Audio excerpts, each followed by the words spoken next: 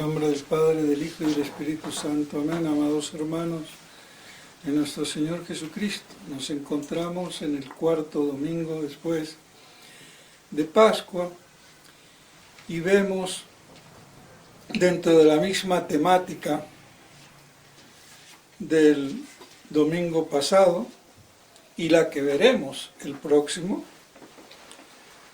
de esta despedida de nuestro Señor. Hay que situar bien que después de transcurrido la última cena, es que nuestro Señor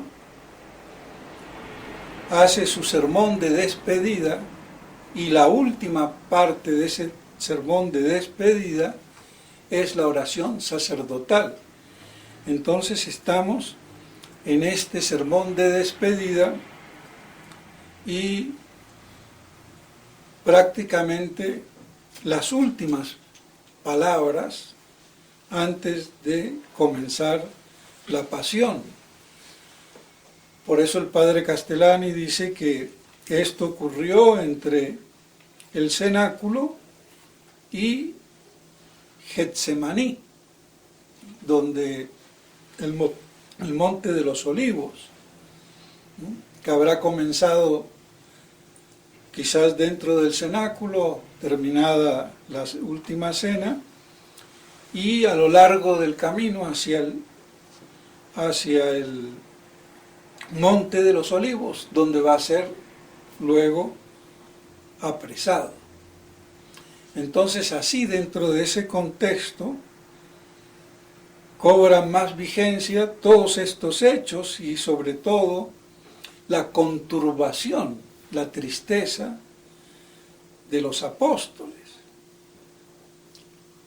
Y que nuestro Señor les dice: me voy y nadie me pregunta dónde me voy. San Juan Crisóstomo dice, bueno, porque están tristes y los quiere consolar. Creo que es San Agustín que dice que no se trata de eso solamente, sino también, no lo dice, pero como si fuera un reproche.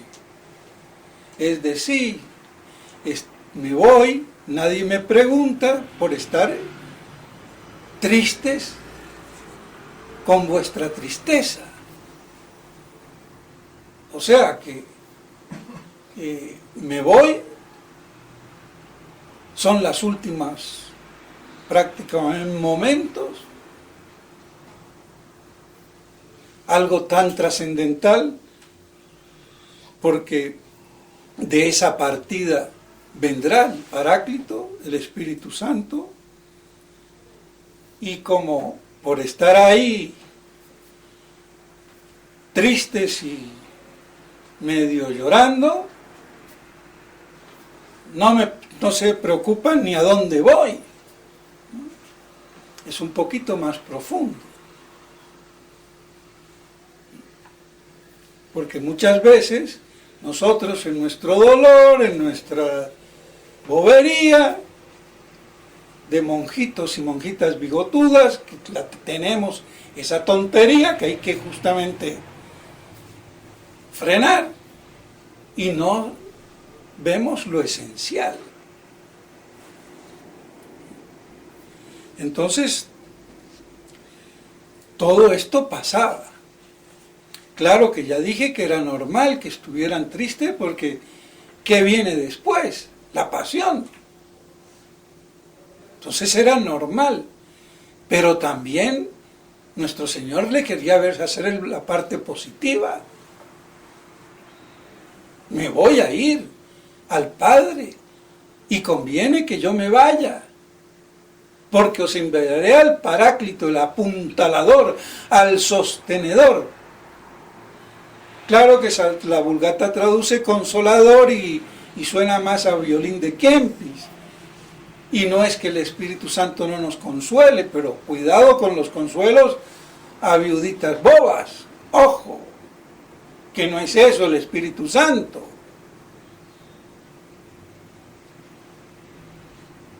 Por eso es mejor decir el Paráclito, el apuntalador, el sostenedor, el fortificador, el que sostiene desde adentro, como la estructura de un edificio para que no se caiga y sea antisísmico. Y si es posible, antibalas y antiterremotos y antichichavirus.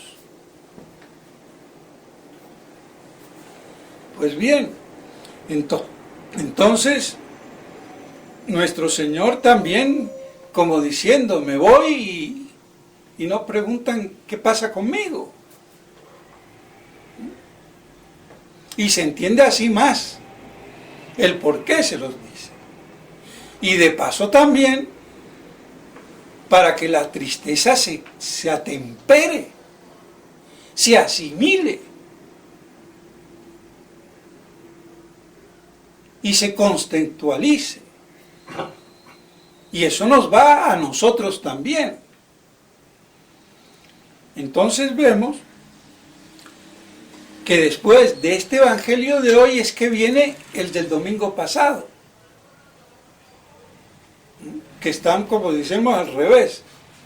En vez de estar este primero y después el otro, para que haya orden, y después el que viene el domingo que viene, que es la parte como, digamos, secuencial, pero bueno, está así, poco importa.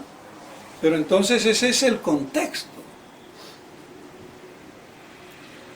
Y así entonces, nuestro Señor les dice que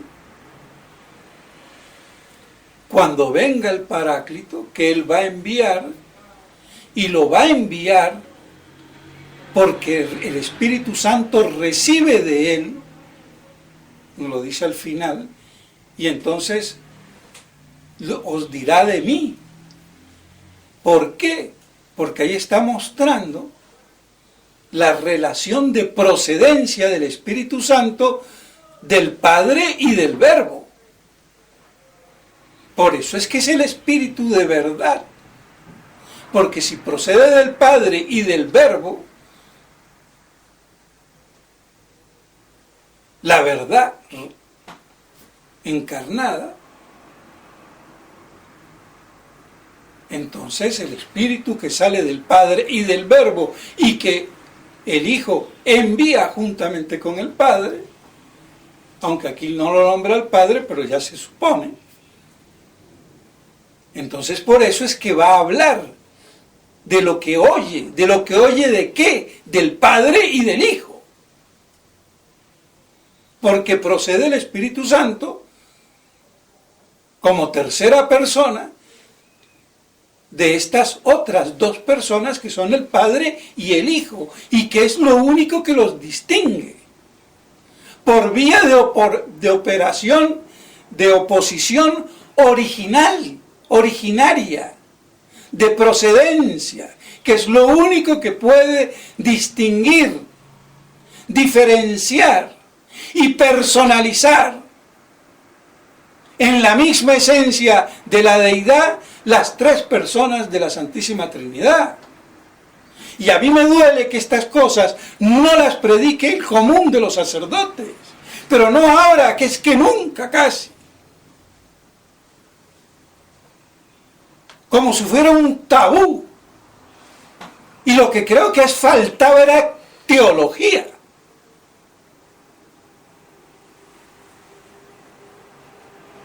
Asimilada.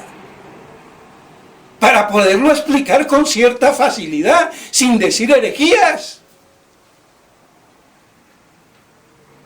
Pero si de poder decir herejías, entonces cada vez que hablamos de Dios podemos decir una herejía, y por eso vamos a dejar de hablar de Dios. O creer estúpidamente que el nombre de Dios era tan inefable que estaba prohibido decirlo. Pues no, porque los salmos no cantan el nombre de Dios. Entonces, ¿qué es lo que está prohibido?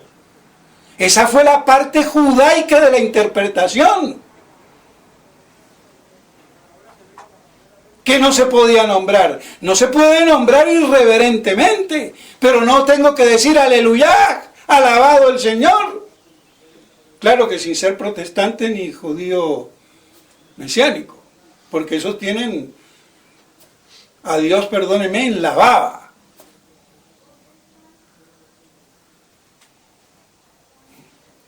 Tampoco se trata de eso. Pero no es que estuviera prohibido, nunca estuvo prohibido, y que haya teólogos que digan eso. La estupidez humana. Y no voy a dar nombres porque la gran mayoría piensa eso. Pero no estaba prohibido en ningún momento decir Yahvé, el que es. Y si no, que son los salmos. Que si no es pura alabanza de Dios y de todas las cosas que ha creado, y a través de lo que crea, alabar el nombre del Altísimo. Pero esas estupideces están en la cabeza como tópicos. Así que no nos extrañemos mucho.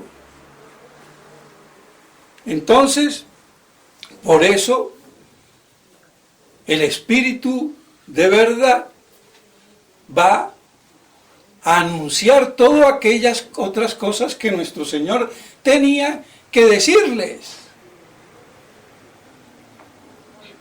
Y que les diría muchas de ellas en los 40 días después de la resurrección.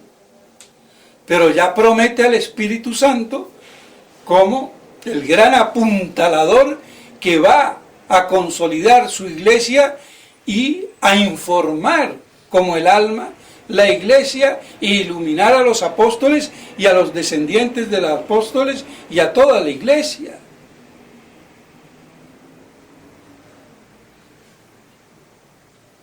Pero para que viniera el Espíritu Santo, debía nuestro Señor ascender. Podría haber venido, pero nuestro Señor, digo yo, y esto me lo invento, pero con teología, quería mostrar que si viene del Padre y del Hijo, y si el Padre está allá arriba y el Hijo acá abajo, ¿cómo van a mandar? Entonces van, se juntan y después lo mandan. Para que nos quede a nosotros bobitos más clarito que el Espíritu Santo sale del Padre y del Hijo y que conjuntamente y estando juntos lo mandan, aunque el Padre está donde está el Hijo, y donde está el Padre y el Hijo y está el Espíritu Santo por la circuncisión. Ahora no me pregunten qué quiere decir esa palabra, pero es la mutua implicancia que tienen las tres personas, inseparables, para que podamos entender algo. Pues bien, entonces, así nuestro Señor les dice para que también reflexionaran y que esa tristeza se atemperara y también vieran la parte positiva. Y colorín colorado, este cuento se ha acabado y creo que me ha salido el sermón bien cortito y por fin, porque yo me acuerdo en el seminario de Con que Monseñor Lefebvre decía no prediquen más de 20 minutos, y él mismo no predicaba más de 20 minutos, salvo en grandes ocasiones que predicaba media hora o 40 minutos. Y tenía mucha razón. Lo que pasa es que a mí se me va un poco la boca, pero es que hay muchas cosas que yo digo que Monseñor Lefebvre no dice, ni ha dicho. Y porque él no las ha dicho, debiéndolo de haber dicho, me toca decirlas a mí. Entonces me justifico. Pero sí sé que un sermón no debe de pasar más de 20 minutos, o media hora al máximo. Pero cuando falta predicación, cuando falta teología, pues bueno, si hasta el mismo Monseñor Lefebvre lo decía, Y lo digo con vergüenza, no hablen de la Trinidad porque no hablen de la predestinación que hay que hablar, y voy a hablar de la predestinación, no ahora, pero me comprometo, ya he hablado y voy a rehablar, porque hay que recordar. Pero entonces hay muchas cosas que se han quedado en el tintero, por esa concepción que empiana, que lo permeó mucho a Monseñor Lefebvre.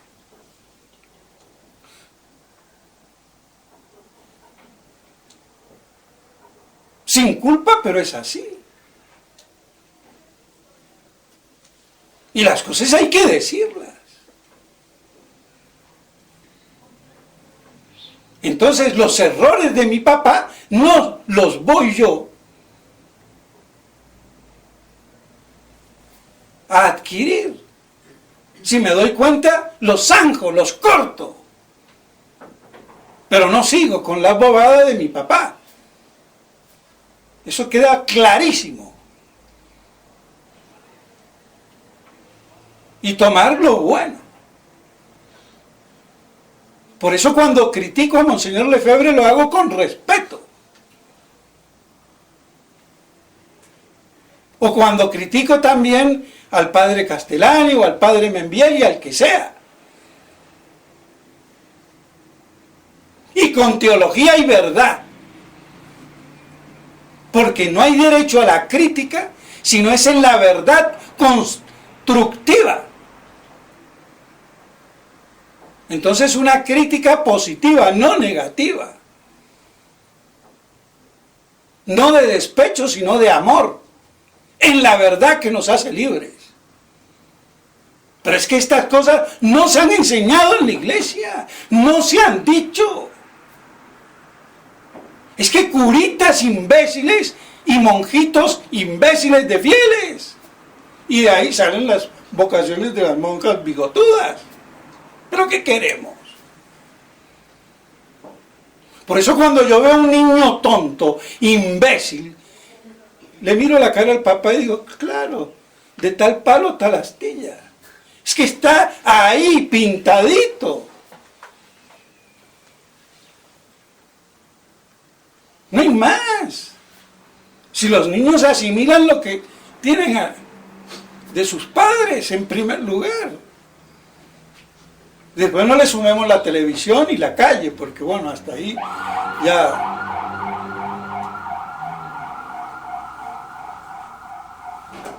Entonces, pues bien, esto era para decir que bueno, que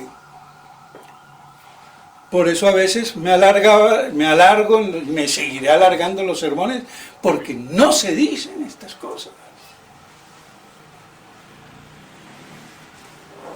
Y por la beta kempiana que decía,